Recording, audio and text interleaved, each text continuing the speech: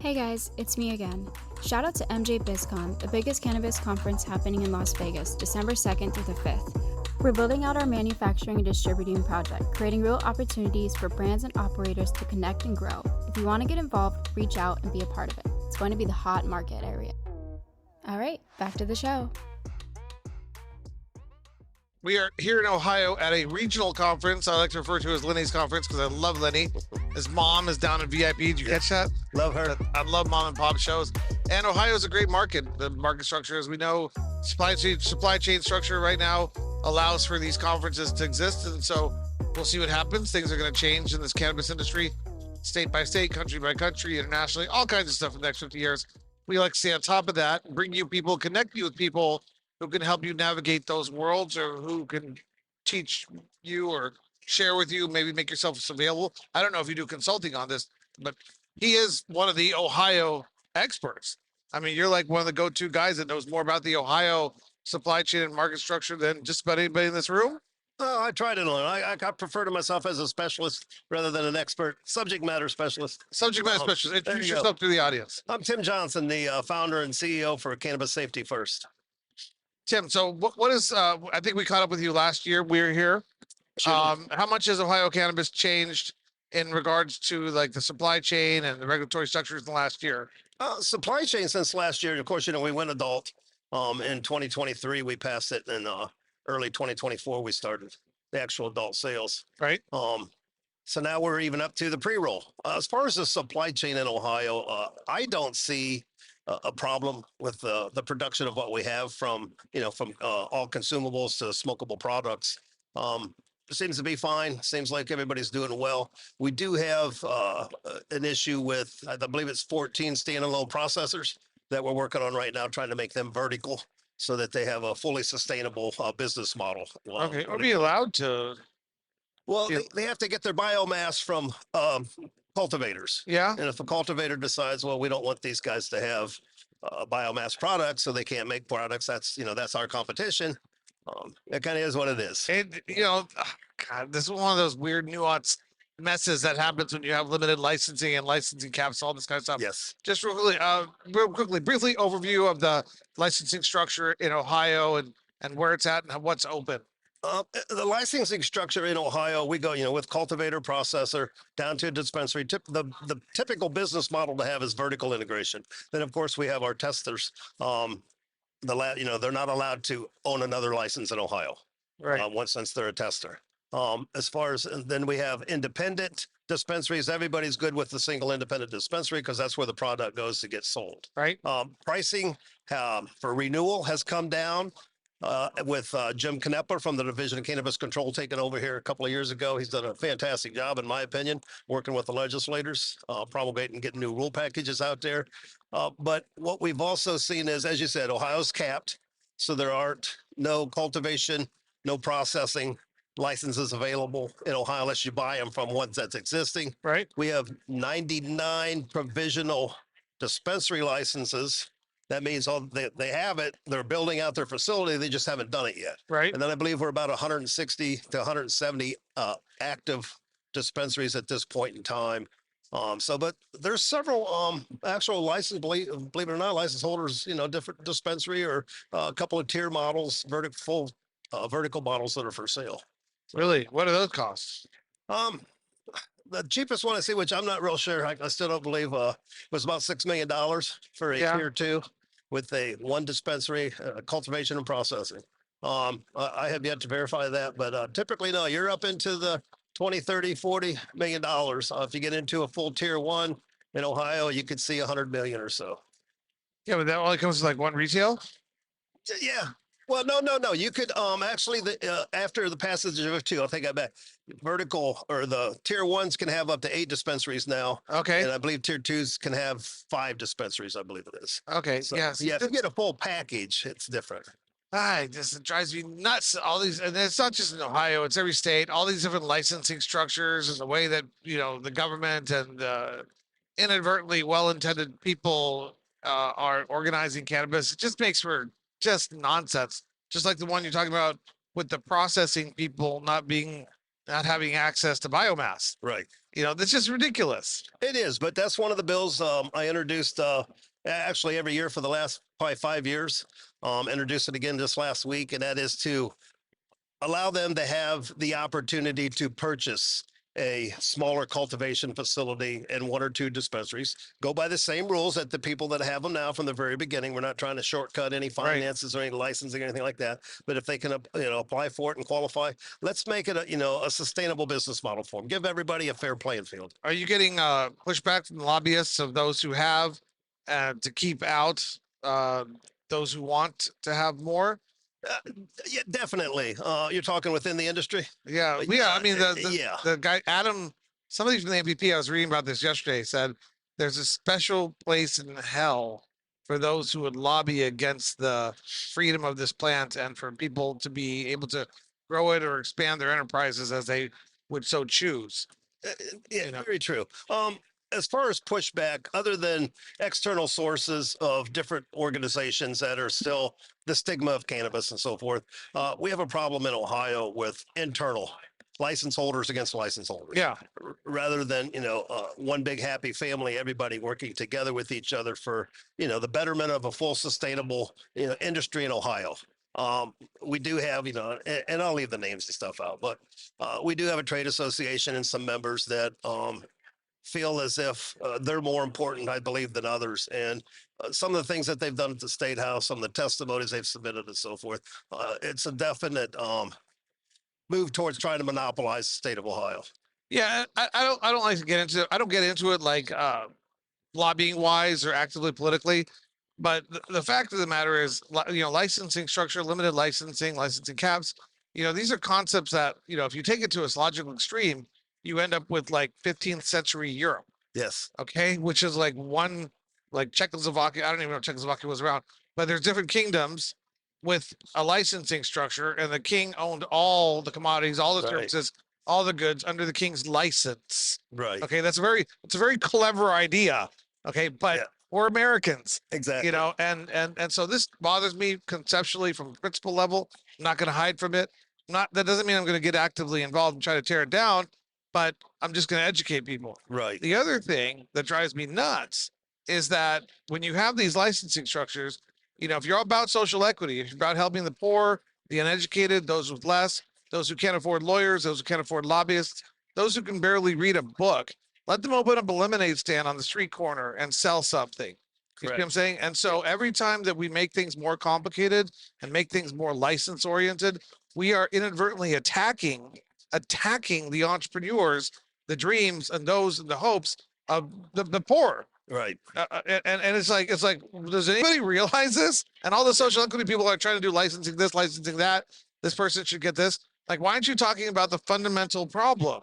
You know what I'm saying? And it's big philosophical stuff. We can chat over a beer. Correct. And what I like about guys like you is you're dealing with the reality. Yeah. Yeah. And which is good. So my pie in the sky nonsense, although true in my principled opinion, I don't, if you want to share what you think, it's fine. You don't have to, but it's not realistic. You know what I'm saying? Because you live in reality. Yeah. Yeah. And I'll say, I'm not in the industry for the monetary value. This doesn't put food on my table. I'm technically retired. I've just spent the last 10 years at our state house doing what I believe was the right thing to do. That's good. But what I call in Ohio, we have the sandbox theory. It's kind of like the legislators at the state house. So all the kids are in the sandbox playing, and there's only one bucket. So they're all going to fight over the bucket. So we kind of see that same thing in our industry here in Ohio. Now, our cannabis community, we get along well. The consumers and the patients and so forth. We have home grow, et cetera. We still have access to $4 to $5 billion illicit market cannabis. We've had access to Michigan and New York and so forth. What we have a problem with is some of our license holders in that sandbox, as you say, they want to dominate. They don't want to let the child sell lemonade on the corner. Right. No, not unless I get a cut on that, they can't sell lemonade. And am I vocal? Yeah, I'm very vocal. And that's my whole goal of doing what I do. Most of it is primarily criminal justice reform, a new business industry in Ohio to create jobs for people, to bring more tax dollars to the state, which I really hate that after what just happened to Michigan. And we actually have a tax bill here in Ohio trying to increase taxes on some of the product or on the products and so forth. But yeah, I believe that we should all be able to play fair, especially in this industry. Right. For as long as we've been around, and the national movement that's happening, You just got to let everybody, Ray Kroc with McDonald's, Wendy came in for Wendy's hamburgers, and Yeah. everybody else came in and played. They weren't trying to terminate each other. They're trying to do who's got the best burger, who's got the best market. Or restrict who can grow the cattle, Yeah. or restrict who can process the beef, Correct. or restrict who can recipe the hamburger and who can retail the hamburger. Exactly. And that's the insanity of the cannabis industry as it is occurring right now, state by state. And there's very few people that reflect upon that. Right. And there's people that understand it clearly, but you also got to do your job. You got to pay your bills and all that kind of stuff. Me, I just, I like to talk about it as much as possible because it's a big underlying undercurrent about what do you call it above, but undercurrent of the development of this industry. Mm-hmm. And it's actually one of the things that I find more interesting. Yeah. Because I think it really kind of defines. I mean, and I don't know where you stand on this stuff, but I think you're with me philosophically on the whole concept. But I think it really defines uh who we are. It does. And Yeah. I'm an American. I believe in free enterprise. I believe in opportunity, and I'm not going to sit here and pretend like I bleed for the poor. Right. But or bend over backwards. I'm wearing a jacket that I could probably not wear, sell it for $10 and give it to some homeless guy. Exactly. But I'm an ordinary guy, But if you don't see that, if you don't see it, and it's just right there in your face in the cannabis industry every day, you're dealing with it every day. Every day. And what kind of human are you? Yeah, every day. I'm the type that I think everybody should be given the right. This ain't about race, ethnicity, gender, or whatever. It's about a community. It's about a new industry, and giving everybody an opportunity to be able to participate and understand the banking laws and all of that. And some people have money, some don't have it. I don't have a money for a $2 million dispensary in Ohio. But why can't I go to a bank and say, hey, here's who I am, here's my credit history, and so forth. There's a bank or there's a dispensary available, or I want to apply for the license or whatever. Can you financially help me? Read an article the other day in the U.S., I believe it's $54 billion. The cannabis industry is in debt. Yeah, to me, I believe that. As much money that's out there to be made, that's really not a whole lot when you think about it. But it's the fact that we're in debt when they shouldn't be. There should be, a fair pay. Like you go to a bank in Ohio as a cannabis company, they're going to want, 3-4 times more interest on the money and managing your money than if you're just a normal business. So there's a lot of discriminatory factors there as well. But no, I'm totally in agreement with you. I'll do the same thing. Not only give the homeless guy my jacket, but probably my t-shirt as well. Yeah. That's just the way, my wife and I are. We even actually have little homeless packages we carry in our car that we hand out to people. So I'm all about working with whoever needs it. I'm for the betterment of the industry as a whole, for the market as a whole. It's just sometimes you got to pull some of them kids out of the sandbox and you got to scold them. Well, everybody knows you. You're very, very well known in the Ohio community, and I know you as one of the experts here. So we really appreciate you taking time to update our audience as to what is going on in Ohio. Getting back to the pragmatic reality, what's hot in Ohio? Brands, manufacturing, cultivation, retail. What's hot in Ohio right now is really what's going on at the State House. There are, certain brands that people seem to go towards. I believe organics probably are maybe leading the way. We do have the pre-rolls out. I don't know. Some companies are doing pre-rolls. Some companies are still afraid to get into it. Yeah. Well, you got to pay $10, $15 for a 1 gram pre-roll. People, the consumer, the patient, whatever, they're kind of hesitant about it since, we're a very large home grow community that loves to share. Right. We love to gift each other and so forth. So, our biggest problem in Ohio, and I know it's been repetitive and I've probably heard it from, is just pricing at this point. And yes, I understand from a business perspective, I've been there. Business people have bills to pay too. Okay. You can pay bills and still make a living, but you can sell, a whole bunch of cheap cars over here or one big expensive car over here. So I'm going to keep selling a whole bunch of small ones. Yeah. So I got a turnover. I got more money coming in, and Ohio, as far as the pricing, everybody thinks the state regulates it. They have nothing to do with that. The owners regulate the pricing. So there's nothing to say that we don't have to sell an ounce of flour for $400 to $500. Well, the state does regulate the pricing inadvertently or intentionally by limiting the amount of competition. Yeah, you could So say that. They that- do. That's true because we're not like Michigan, an uncapped market Yeah. where prices are down, $100 or so for an ounce of flour. Here in Ohio, yeah, that's like, well, we want $400 for this ounce. Right. Well, the consumer in Ohio is going to say, look, there's other places to get it. We had Yeah, cannabis before Michigan. you came. Yeah, and that's what we spend $70 million a month in Michigan. Ohio does. See, now I wish. Well, who owns all the dispensaries there, right there on the border? Yeah. Who owns them? Michigan. Yeah, and that's Michigan. They have turnover and licensing and so forth. They're a whole different structure than Ohio, though. But that's the biggest gripe that we hear from the cannabis community. The patients and consumer is that the pricing. I don't want to pay $400 for an ounce of flour. I don't want to pay $80 for a gram pen.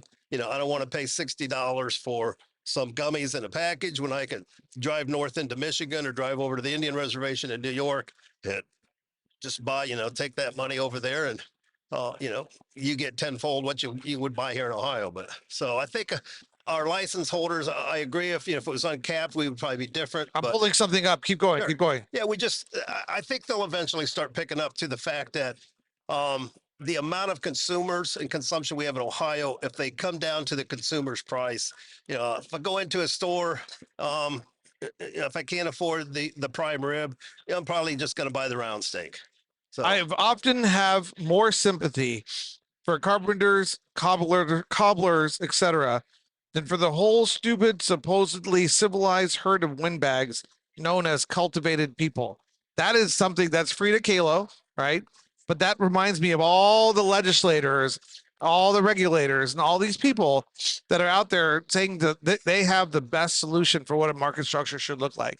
If it doesn't work as a business, it doesn't work as a business. Yep. Cannabis is not going to go away. Somebody's going to figure out how to grow and sell it if you just let it be like dirt. yeah, I mean, maybe people go, I can't sell dirt because there's too much competition. right. Okay, well, fine. The dirt isn't a business then. Right. But Yeah, cannabis will be just fine. exactly. And it's a shame that the cannabis plant has to deal with this nonsensical reality that all these windbags have created. Yeah. But I like that you're straightening it out. Yeah. It's very true. And I've always said that. Like maybe it's a Frida Kahlo. Yeah, there you go. I've always felt Hello. that way that, as I said, we've had cannabis before the market was brought here. We'll have cannabis when the market goes away. So it's up to the state and the license holders to actually decide whether or not the program survives or if programs fail. Cannabis isn't going to go away, though. Yeah. But it's in my heart, what I think of is, I want that license holder to have a job, to have a company, because they provide jobs for other people. Right. They give them a life and so forth. And, I really don't care if the state gets tax dollars from it. I don't think they should do that. My opinion, they should just be treated as a medical product as is, and no taxes on the thing. Yeah. Are there a medical patients tax? Is medical cannabis tax in Ohio? In Ohio, we're actually a Schedule 2 for cannabis for patients. We don't have to pay the adult extra 10% right now, Right. Which we could be seeing that. And that's just off of the issue 2. Now you got to add another 18% of that from local taxes. So we're up into the low 20s for taxes right now. And we have a bill at the State House. If it gets this way, we could be seeing another 3% added on, if not more. So we could be up to the 35% by the end of this year. That's a lot. That's one of those things that I'd qualify as those windbags. There seems to be a ongoing theory that 25% is the magical number to tax at, and says who? Right. Well, well, we just know. I don't think it was issue 2 using, just like alcohol. I don't think that was the best slogan to use. They're not comparable at all, but I understand what they were trying to do legislatively, tax wise and so forth. But if you think about it, tobacco products and alcohol products, they're drastically tax. That's why you pay so much on them. So the state generates all that money. I don't think it's fair that now that they start trying to do that to the Canada, they want us to pay for everything. They want us to pay for, the casinos in Ohio, they get addicted to gambling. Well, we're supposed to pay for the rehab for these people that are addicted to gambling. We're supposed to pay for what Big Pharma has done, addicted people. That's not what I don't believe the intention should be, but unfortunately, lawmakers do what they want to do, when it comes down to that. You know how I see the global cannabis industry? Like an eagle trying to fly, lifting its wings, Mm-hmm. but it has all these little anchors, little weights from these fishing wires that are attached to it. Like, because of all these people with all their ideas as to how the eagle should fly or shouldn't fly. And if the government, the people would just get out of the way, imagine what would happen if the eagle just flew. Yeah, I think this Thing. industry. It would just happen. Well, it's like And I don't even do shrooms. Now see, the problem is if I did mushrooms, Mhm. I would see that eagle flying, Okay. and then I'd get all like I'd run and chase after the eagle and stuff. People are like, dude, you're weird. So your metaphor has become a reality in your mind. So that's Yeah. why I don't do drugs. Yeah, well, just let the let the industry be the industry. Let the market be the market. I understand if you want to make, the state's got to make a few dollars, but put it back into the market. Yeah. Do that. Make big pharma pay for big pharma. Make the NRA pay for the NRA. Make the gambling pay for the gambling. Yeah. You create the problem, you clean it up. That's Unfortunately, fair. we It's don't. good logic. I like the logic. So I like well, logic. But don't be sorry on big pharma. I'm not a big fan. Synthetic anything is just a bad idea. yeah, You yeah, know. you're typically correct there on that. So I was hoping RFK and Trump would want just what's take fair. Tylenol off the market. Yeah, well, we just want what's Just here. There are Yeah, traditional just a bunch. remedies for flu. Yeah, Flu's been around much longer than the government and big pharma and Tylenol. correct. Well, Sorry. and science is science. So, Yeah. we have to look at that, things that are science based, not politically motivated based, Yeah. where it's political pandering and so forth. And we see so much of that, clear across the country, not just in Ohio, and that interferes a lot of times with any industry, can, cause pejorative results, from what may happen. Well, I like talking to people like you because you're principled, but you're also grounded in reality. Try And to you're like you help me hang on, which is good. My mind is no longer grounded in pragmatic reality that much. But I do really. How do people get in touch with you? Because if they're going to come to Ohio, if they're going to do something in Ohio, whether it's a brand, a manufacturer, a cultivator, a retailer, or consumer or patient, they should be in touch with you and in touch with your group and have conversations with you if they want to figure out what's going on. The easiest way to get a hold of me is just go to cannabissafetyfirst.com. My email's on there, my phone number's on there. As an industry consultant, and one of the creators of our medical program and our hemp program, a political advisor on our current adult program. That's the best way to get a hold of me. What I would suggest if you want to get involved politically or legislatively at the State House, it's legislature.ohio.gov. You could track bills, track committees, track legislators in there.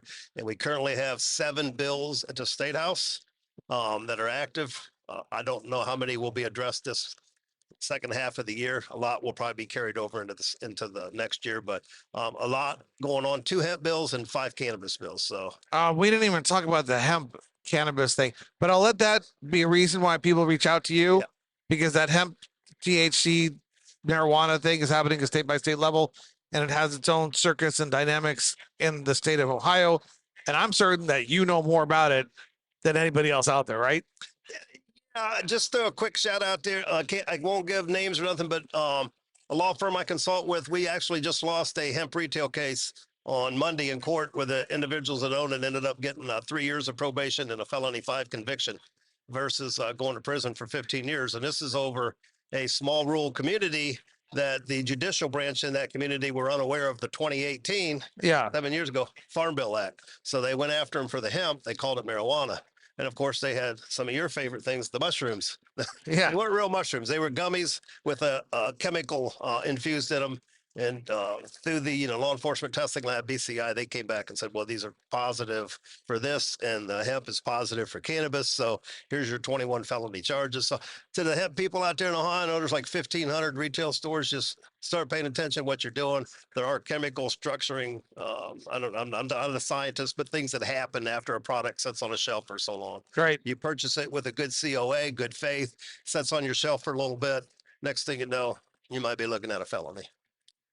Anyone who wants to get involved in Ohio cannabis should talk to you first. Hopefully they'll say, I want to pay you a retainer, and not just say, I want to get 15, 30 minutes worth of free information. So, but you can handle your business the way you need to. And by the way, last thought, I discourage the use of all substances, but I encourage the use of all of mushrooms for a lot of people. So they're so they're active perception can get to where my imagination has taken me through experience and travel. So anyways, it's great to see you again. And remember, this is the man. This is the organization. When you come to Ohio, if you're going to do business in Ohio, talk to him first. And thank you for catching up with us. We'll probably see you next year. Good thing. Appreciate it. Yeah, it's great to see you. Great to see you guys. Hey guys, it's me again. Shout out to MJ BizCon, the biggest cannabis conference happening in Las Vegas, December 2nd through the 5th.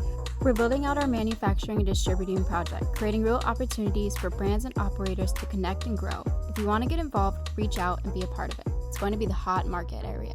And that was another episode of Mita Unshackled. Thank you, Jack Career Brands, Cali FX, and Karma Cannabis Insurance. See you guys on the next episode.